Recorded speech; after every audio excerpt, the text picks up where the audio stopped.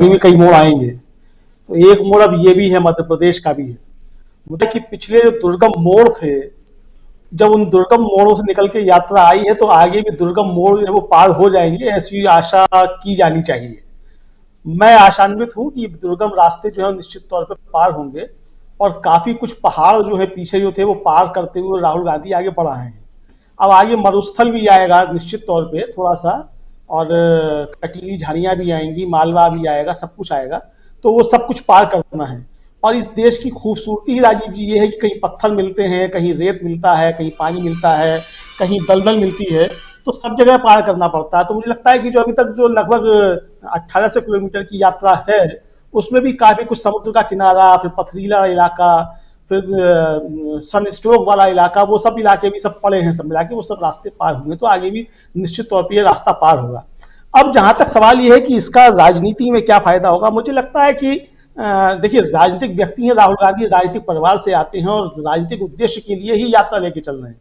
और आज भी जैसे उन्होंने साफ तौर पे कहा कि भाई जब हम क्यों यात्रा निकालना है, इसलिए जब सारे रास्ते बंद हैं, हमारी सारी आवाज बंद कर दी गई, संवैधानिक संस्थाएं नहीं सुन रही, मीडिया नहीं सुन रहा, तो हमारे पास जनता के बीच जाने के अलावा कोई रास्ता नहीं बचा है, इसलिए हम इस जनता के बीच जा रहे हैं। तो जाहिर सी बात है कि राहुल गांधी जनता के बीच जा रहे हैं, जनता की सुन रहे हैं और अपनी सुना भी रहे हैं। तो अब वो जनता कितना सुनती है और कितना उसको आत्मसात करती है, जाहिर सी बात है कि चुनाव राजनीतिक व्यक्ति तो चुनाव में उसका फायदा लेना चाहेंगे। ऐसा नहीं है कि संत महात्मा हैं और बिल्कुल जो है बिल्कुल आप जो है अपना आश्रम बनाने के लिए कश्मीर तक पहुंचना चाहते हैं और फिर वहीं जाके धूनी रमा के बैठ जाएंगे। जाहिर सी बात है कि जब कश्मीर में यात्रा समाप्त होगी और तिरंगा फहराएंगे, उसके बाद लौट के जमीन पे फिर आएंगे और फिर जमीन पे वो क्या करते हैं ये देखने वाली चीज होगी। लेकिन जो एक बात राहुल गांधी बार कह रहे हैं, मुझे लगता है कि वो बहुत बड़ी बात हो रही है और अभी उसका निहितार्थ समझने की आवश्यकता है। राहुल गांधी जो एक तरीके से बार बार चैलेंज देते हैं कि हमको कोई कश्मीर में जाकर के तिरंगा फहराने से कोई रोक नहीं सकता। अब या तो भारतीय जनता पार्टी जो कुछ भी बातें करे कि ये यात्रा है, वैसी यात्रा है, इसमें ये है, उसमें वो है, लेकिन ये चैलेंज भारतीय जनता पार्टी स्वीकार क्यों नहीं कर रही कि राहुल गांधी को कश्मीर में तिरंगा नहीं फहराने देंगे। स्वीकार करे भारतीय जनता पार्टी इस चैलेंज को जो राहुल गांधी बार बार दे रहे हैं। हर सभा में अपनी राहुल गांधी चैलेंज देते हैं कि हमको कश्मीर में जाकर के तिरंगा फहराने से कोई नहीं रोक सकता। भारतीय जनता पार्टी सारी बातें कर रही है, उसका नहीं हो रही। आज ही गर्ग साहब ने ट्विटर पे एक शेयर किया है कि जो भारतीय जनता पार्टी का मातृ संस्था है आरएसएस, उसके द्वारा जो संचालित होते हैं सरस्वती शिशु मंदिर, तो वहाँ एक सरस्वती शिशु मंदिर ने जो है राहुल गांधी की यात्रा के स्वागत के लिए लगाए हुए हैं होर्डिंग्स। तो अब स्वागत किया भी है यात्रा की। अब ज्योतिरादित्य सिंधिया स्वागत कर रहे हैं, उसका कोई भी अर्थ निकाला जाए, लेकिन देखिए ये यात्रा का दबाव ही है कि अमित शाह जो हैं वो इस यात्रा को गंभीरता से ले रहे हैं और एक टीवी चैनल से कह रहे हैं कि अगर कोई आदमी जो है वो जनता के बीच जा रहा है तो मैं उसका स्वागत करता हूं। तो अगर अमित शाह जैसा व्यक्ति जो है वो राहुल गांधी का, जिनको वो राहुल बाबा कहते हैं, उनकी यात्रा का अगर स्वागत कर रहे हैं तो इस यात्रा का दबाव तो है। तो भारतीय जनता पार्टी तो पूरी दबाव में है। अब जनता इस दबाव को कितना ले रही है, ये जरूरी नहीं है कि इन्हीं चुनावों में निकल कर आ जाए। और ये चुनाव से ज्यादा जरूरी जो है, जरूरी ये है कि कांग्रेस चुनाव जीते या ना जीते, लेकिन देश के अंदर चुनाव होते रहने चाहिए। और मुझे लगता है कि ये यात्रा जो इसी के लिए निकल रही है, जो खतरे बार बार उठाए जाते हैं, और जैसे ही भारतीय जनता पार्टी के कई सांसदों के भी पहले बयान आ चुके हैं कि अब जो है वो आखिरी चुनाव हो गया, जो होना था हो गया, अब कोई चुनाव नहीं होंगे। अमित शाह जी ने भी कहा था 25 साल तक इस देश के ऊपर राज करेंगे। तो ये जो 25 साल तक हम देश के ऊपर राज करेंगे और 2047 में देश को विश्व गुरु बनाएंगे और अब चुनाव नहीं होंगे, तो ये खतरे जो हैं, इन खतरों की तरफ जो इशारा है, मुझे लगता है उन खतरों से सचेत करना, संवैधानिक संस्थाओं को उनकी जिम्मेदारी याद दिलाना। और आज सुप्रीम कोर्ट ने जिस तरीके से टिप्पणी की है चुनाव आयुक्त के नियुक्ति को लेकर के, मुझे लगता है ये सारी चीजें जो है राहुल गांधी की यात्रा के अंदर ये चीजें समेटी जा रही हैं। और ये साफ संकेत है कि अगर जो खतरे बताए जाते हैं कि अब चुनाव नहीं होंगे, डेमोक्रेसी को खतरा है, किस तरीके का खतरा है, अगर इस तरीके की मंशा कुछ भारतीय जनता पार्टी के मन में है, और जैसा कि उनका अपना एजेंडा रहा है, जब से आरएसएस बना है तब से उनका एजेंडा रहा है, मनुस्मृति लागू की जाएगी, किस तरीके से हिंदुओं का सैन्यीकरण किया जाएगा, ये सारे उनके अपने एजेंडे हैं। अगर उनके मन में ये कोई भावना है कि अब देश के अंदर डेमोक्रेसी को खत्म करके इस रास्ते पे आगे बढ़ा जाएगा और शी जिनपिंग के रास्ते पे मोदी जी चलेंगे, तो मुझे लगता है कि भारत जोड़ो यात्रा जो उस खतरे की तरफ इशारा कर रही है और उस खतरे से निपटने की तैयारी कर रही है। मुझे ऐसा लगता है, मैं इसको चुनावी यात्रा किसी भी हाल में मानने को तैयार नहीं हूं।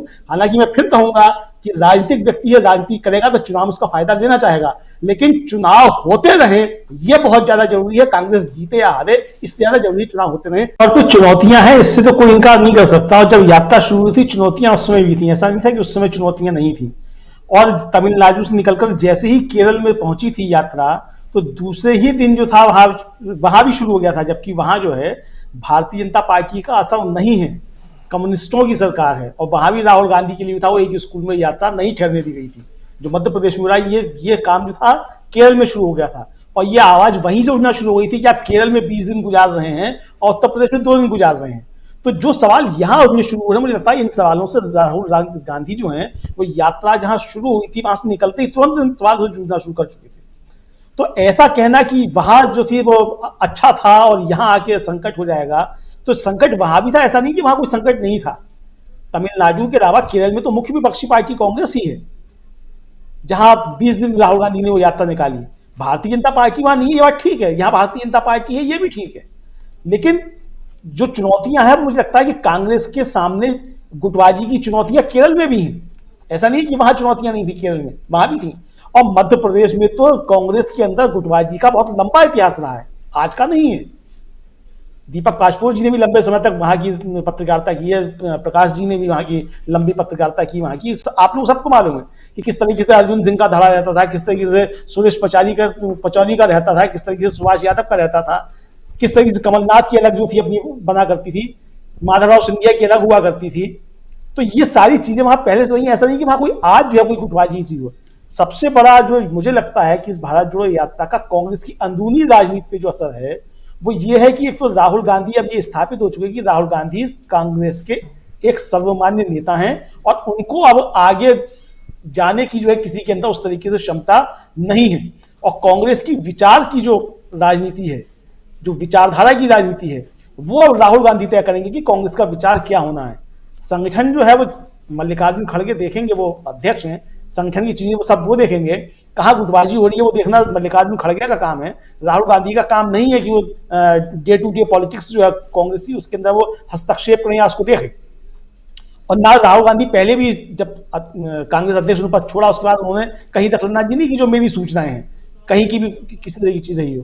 प्रियंका गांधी के बारे में तो ये कहा जाता है कि साहब वो पंजाब में उन्होंने दखल दिया, कि राजस्थान में दखल दे रही है या कहाँ दे रही है, लेकिन राहुल गांधी के विषय में ये बात कभी नहीं आई कि राहुल गांधी ने कांग्रेस की किसी भी राज्य की अंदरूनी पॉलिटिक्स में कहीं कोई दखल दिया। तो राहुल गांधी इन सारी चीजों से मुझे लगता है बहुत ऊपर उठ चुकी हैं। जो कांग्रेस की अंदरूनी जो भी चीजें हैं, जो अंदरूनी संघर्ष हैं, जो गुटबाजी होती है और लंबे समय से होती है, तो उससे राहुल गांधी जो है काफी ऊपर उठ चुके हैं। तो वो चुनौतियां राहुल गांधी के सामने नहीं है।